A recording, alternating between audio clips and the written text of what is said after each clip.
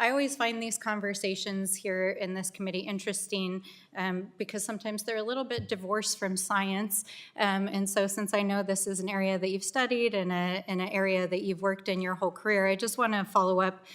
You know, there's been a lot of discussion, and I agree wholeheartedly with the chairman that our forests are in really bad shape. And we know that's for a number of reasons. It's due to fire suppression and a number of different things.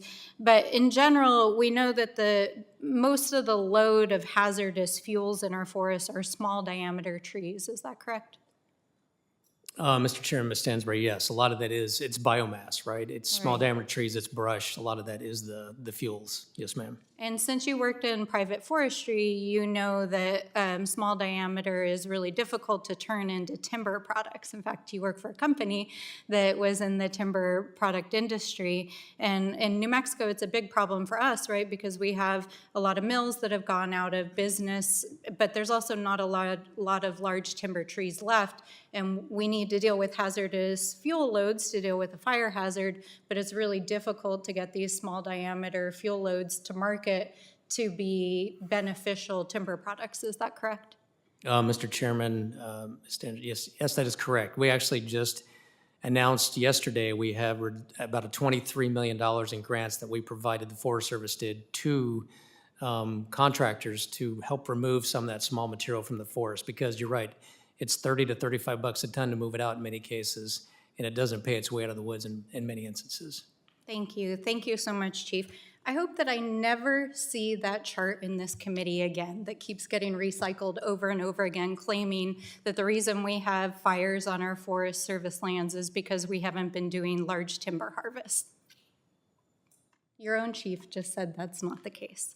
So, Mr. Chairman, Ms. Stansbury, just to clarify real quick, so when we do timber harvest, though, keep in mind, it removes not just saw logs, we remove non-saw material as well. I agree, Okay. but that's not what the chart is all about, that they keep recycling over and over again. Thank you for your expertise on that. The second question I have for you is about support, since you were in private forestry, and I also understand from your bio that you worked in partnership with Montana and Idaho state foresters as well. Would you agree that our private and tribal and state forestry programs are really important collaborative programs to manage our forests? Mr. Chairman, Ms. Stansbury, yes, I would agree that those are important relationships and dialogue that we have with those folks on a regular basis. Can I ask you just honestly, did you help draft the budget for the Forest Service this year? Mr. Chairman, Ms. Stansbury, you know, the agency provides feedback into the budgeting process, so But yes, did I you did. personally put your fingerprint on this budget? Mr. Chairman, Ms. Stansbury, and the way the process works is we are provided a draft, we provide feedback and comment to that. And short of objections to anything in the budget, we're on board with the budget. So I am supportive of the President's budget. I understand, and just so you're aware, I used to work at OMB, so I'm very aware about how the budget gets drafted, and I know you came in this spring and weren't there from the get-go, but as I understand your answer, and I know that as a political appointee you have to answer as you have to answer, but I take that to mean that you were handed a draft and you didn't put your thumbprint on this specific budget.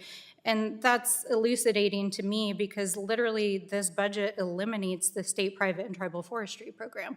And so I can't comprehend how somebody who thinks these programs is important would zero out that program. And I'll just say in New Mexico, I know there's been a lot of argument and back and forth here in this committee this morning.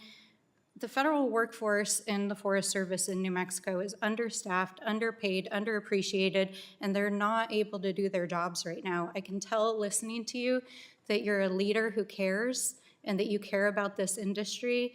And I hope that in your time in service here in the federal government, you'll help to rebuild the workforce that we need and support the folks in the field who we absolutely need to carry out all the missions of the Forest Service.